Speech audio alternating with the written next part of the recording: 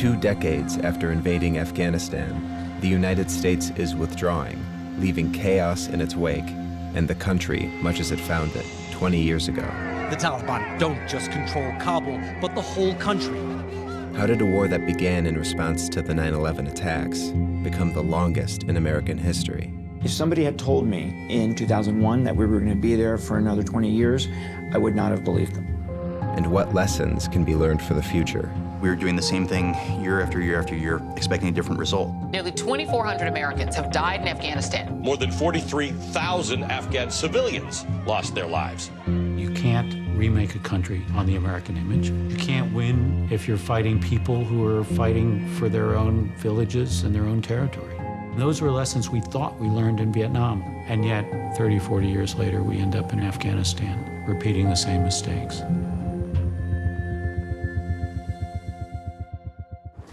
On the morning of September 11th, 2001, President George W. Bush was visiting an elementary school in Sarasota, Florida, when he received word of an attack on the World Trade Center in New York City. We're looking at a live picture of the building right now, and what would you say that would be, about the 90th floor or so? The president joined his staff in an empty classroom, where his CIA intelligence briefer, Michael Morrell, had been watching the attack unfold. There was a TV there, and the second plane hit. Oh, my goodness. Oh, God. There's another one. Oh, my goodness, there's another one. God. And when that happened, I knew that this was an act of terrorism. At the Capitol in Washington, Representative Barbara Lee's meeting was interrupted. I heard a lot of noise saying evacuate, leave, get out of here, run fast. So I ran up Independence Avenue. As I turned around, I was able to see a heck of a lot of smoke. Another aircraft, unbelievably, has crashed into the Pentagon. What you have to understand is this is the largest attack ever in the entire history of the country. At 9:59 a.m., the second World Trade Center tower to be struck collapsed. 29 minutes later, the other tower followed. The president, he has to see me in his office on Air Force One. The president looked me in the eye and he said, "Michael, who did this?" I told the president that I would bet my children's future that Al-Qaeda was responsible for this attack. Within hours, evidence surfaced that Al-Qaeda, a multinational terrorist organization headed by the Islamic fundamentalist Osama bin Laden, had committed the attacks. The group was being given safe haven in Afghanistan by the Taliban regime. The president's inclination was to hit back and hit back hard. I can hear you, the rest of the world hears you, and the people... So the president decided to go to war. And the people who knock these buildings down will hear all of us soon. We had to go to Afghanistan. There's no question in any of our minds. It's a war of necessity. We had to go after Al-Qaeda. We had to kill them. We had to get them out. And we had to pursue them to the ends of the earth.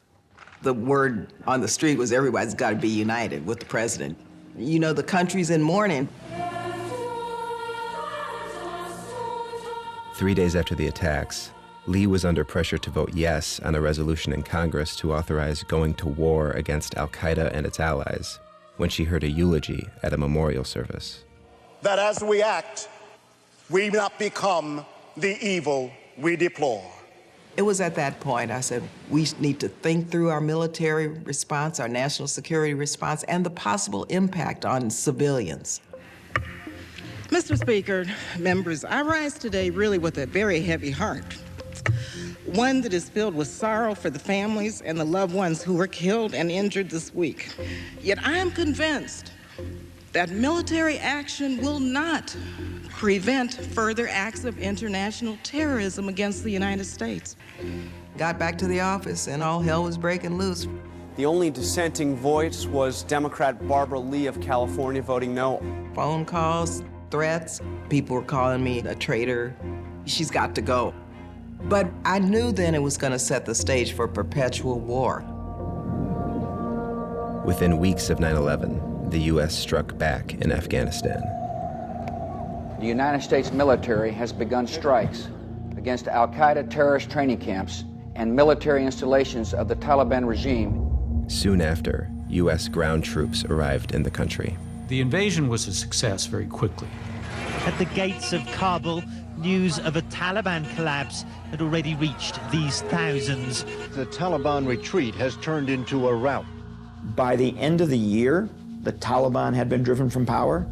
A large number of al-Qaeda operatives had either been killed or captured. And although Osama bin Laden had managed to escape, the U.S. had accomplished its main goal. Al-Qaeda could not operate out of Afghanistan anymore. President Bush knew there was a history of failed military campaigns in Afghanistan. We know this from not only intelligence, but from the history of military conflict in Afghanistan. It's been one of initial success, followed by long years of floundering and ultimate failure. We're not going to repeat that mistake. But after his initial success, Bush expanded the mission to nation building. To prevent further al-Qaeda attacks, his administration said it wanted to transform the poor, war-torn country into a stable democracy with a strong central government and U.S.-trained military. The idea would be impossible for the Taliban to ever return to power and impossible for Afghanistan to ever be used as a safe haven again. There were girls starting to go to school. There were clinics and hospitals being set up. There were vaccinations. There were elections planned. Everything was kind of humming along, and we all thought, okay, this is going to be fine. But by the mid-2000s, after the Bush administration expanded the war on terror to Iraq, Richard Boucher realized that the U.S.-backed Afghan government was plagued by corruption and mismanagement. I used to say to my guys on the Afghan desk, if we're winning, how come it don't look like we're winning? Taliban have staged a major comeback, seizing control of large swaths of the country. The people were not rejecting the Taliban, and that was, in the end, because the government couldn't deliver much for the people. Everybody had this idea in their heads that government works the way it does in Washington. But Afghanistan hasn't worked that way in the past. I think that was a moment we should have at least asked ourselves whether it wasn't really time for us to leave and to say to the Afghans, it's your place, you run it as best you can. Instead, by 2011, President Bush's successor, Barack Obama, had sent nearly 50,000 more troops to Afghanistan, hoping to reverse the Taliban's gains. I think one of the biggest mistakes we made strategically after 9/11 was to fail to finish the job here, focus our attention here. We got distracted by Iraq. One of those troops was Marine Captain Timothy Kudo. Part of his job was to shore up support for the government by digging wells and building schools. He soon lost faith in that mission after he says his company killed 2 Afghan teenagers they mistakenly believed were firing on them. And their families saw this happen. The mothers, the grandmothers, they came out. It was the first time I'd ever seen an Afghan woman without wearing a burqa. They were sobbing and crying uncontrollably. I mean, how can you kill 2 innocent people and expect anything that you say to matter at that point? People here have little faith in U.S. forces anymore. More Afghans now blame the violence here on the U.S. than on the Taliban. Weeks after Kudo returned home from Afghanistan, there was a monumental development. I started getting all these texts, like, you've got to check out the TV. My roommate calls from the other room, turn on CNN. The United States has conducted an operation that killed Osama bin Laden, the leader of Al-Qaeda. In that moment, people are celebrating in front of the White House. They're celebrating Break Ground Zero. This is where it happened. We're back. It's justice. And to my mind, there's no more reason to go through this madness. And of course, we then did it for another decade. I think the military and the national security apparatus thought they could win. And I think that they also wanted to believe that because they had invested so much. People had died, and they didn't want them to die in vain. 2011, bin Laden is now dead. Why was it so hard to de-escalate? Jeffrey Eggers was on President Obama's National Security Council. He says that the goal, since 9/11, to make sure Afghanistan would never again be a safe haven for terrorists, had become a recipe for endless war. We will forever prevent the conditions that led to such an attack. Danger close. And if you define it that way, when are you finished? Go, come on, come on, come on! Though the surge failed to push back the Taliban, the U.S. drew down troop levels, even as doubts were growing that Afghan forces would be able to defend the country.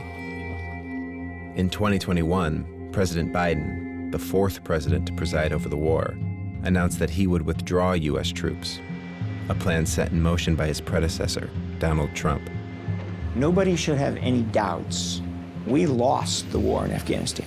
And we are cleared to cross. It wasn't a peace agreement, it was a withdrawal agreement. The agreement was essentially, as we withdraw, don't attack us. As the U.S. leaves Afghanistan, the Taliban is taking over again, having quickly overrun the Afghan army, which the U.S. spent more than $80 billion to train and equip. The Taliban are out in full force, and their Islamist rule is already coming back. They can use this as a recruiting tool. They are now the champions of the jihadi movement because they pushed out the United States. And U.S. officials are reflecting on the beginning of the war, 20 years after 9/11. More people should have thought about endless war, not just in Congress, but in the State Department, in Defense Department, CIA, and elsewhere, in the White House, that the recipe of using military means to go after terrorism was just going to get us into one fight after another after another. One can only hope that Americans of the new generation will think about this.